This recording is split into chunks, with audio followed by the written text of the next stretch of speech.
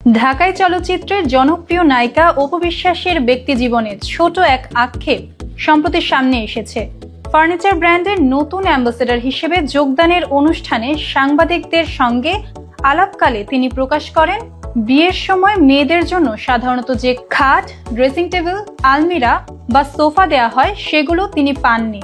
হাস্যরসের সুরে তিনি বলেন, যে কোনো ধর্মে দেখেন বিয়ের পর মেয়েকে প্রথমেই সংসার গোছানোর জন্য কিছু দেয়া হয়, আমি মেয়ে হলেও তা পাইনি।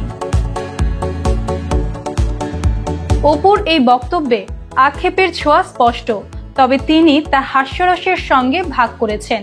তার কথায় দেশ বিদেশের প্রচলিত নিয়ম অনুযায়ী বিয়ের পর সংসার গোছানোর প্রথা থাকা স্বাভাবিক, কিন্তু এই অভিজ্ঞতা না থাকায় তার কাছে তা একটি স্মরণীয় বিষয় হয়ে রইল।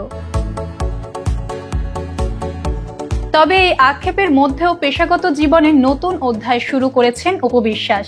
ফার্নিচার ব্র্যান্ডের অ্যাম্বাসেডর হিসেবে যোগদানের বিষয়ে তিনি উচ্ছ্বাস প্রকাশ করেন। তিনি বলেন, এটি আমার জীবনের প্রথমবারের মতো এমন দায়িত্ব। ফার্নিচার শুধু সাজসজ্জার জিনিস নয়, এটি একটি ঐতিহ্য বহন করে। বিয়ের মৌসুমে অনেক নতুন যুগল ফার্নিচার খুঁজবেন এবং হয়তো তারা আমার কাছ থেকে ডিজাইন বা পণ্যের পরামর্শ চাইবেন। অপুর ক্যারিয়ার সবসময়ই আলোচনার কেন্দ্রবিন্দুতে থাকে। প্রাক্তন স্বামী শাকিব খানের সঙ্গে অতীত সম্পর্ক নিয়েও তার নাম মিডিয়ায় ঘন ঘন ওঠে। এবারও বিয়ের স্মৃতি তুলে আনায় সামাজিক ও পেশাগত আলোচনায় কেন্দ্রবিন্দুতে ফের চলে এসেছেন নায়িকা। ফার্নিচার অ্যাম্বাসেডর হিসেবে যুক্ত হওয়া শুধুই পেশাগত নয়, এটি সামাজিক বার্তাও বহন করছে।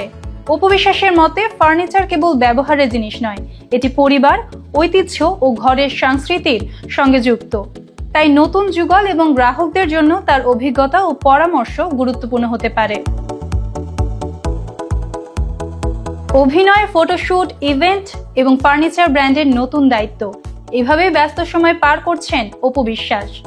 ব্যক্তিজীবনের আক্ষেপ ও পেশাগত উচ্ছ্বাস মিলিয়ে নায়িকার এই সময়কাল নতুন রঙে সমৃদ্ধ হয়েছে।